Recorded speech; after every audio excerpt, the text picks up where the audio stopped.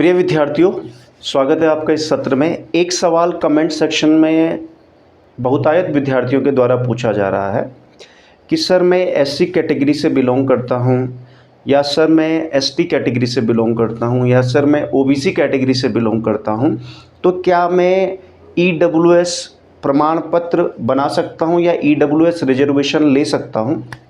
ये काफ़ी बार सवाल पूछा गया है।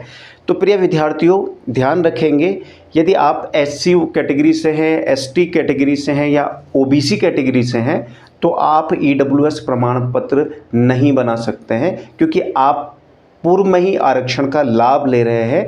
यह सामान्य वर्ग के आर्थिक रूप से कमज़ोर वर्ग के अभ्यर्थियों के लिए यह रिजर्वेशन दिया गया है केंद्र सरकार और राज्य सरकार के द्वारा।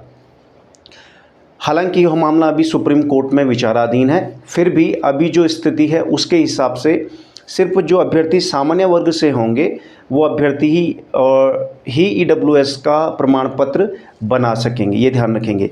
ये भी ध्यान रखें कि अगर ईडब्ल्यूएस कैटेगरी में अगर कोई कैंडिडेट नहीं मिलता है किसी सरकारी नौकरी में, तो उस दशा में ईडब्ल्यूएस जो कोटे की सीट होगी वो जनरल के अभ्यर्थी को दी जाएगी, यानी जनरल सीट में वो समायोजित हो जाएगी। ये भी एक प्रोविज़न है।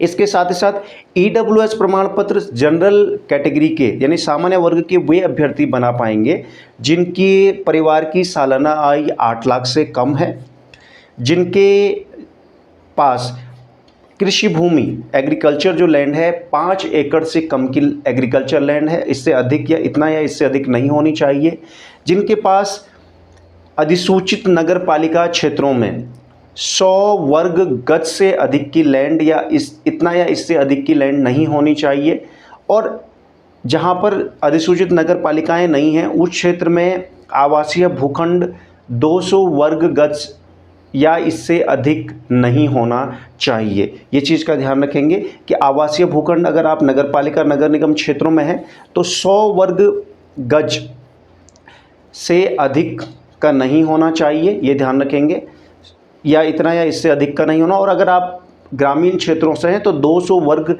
से या इससे अधिक का आपके पास भूखंड क्या नहीं होना चाहिए, नहीं होना चाहिए। तो ये चीज़ का ध्यान रखेंगे। इसके अलावा आप भवन आपका जो बना हुआ है वो 1000 वर्ग फुट से कम का होना चाहिए, इतना या इससे अधिक का नहीं होना चाहिए। कृषि भूमि आपके पास 5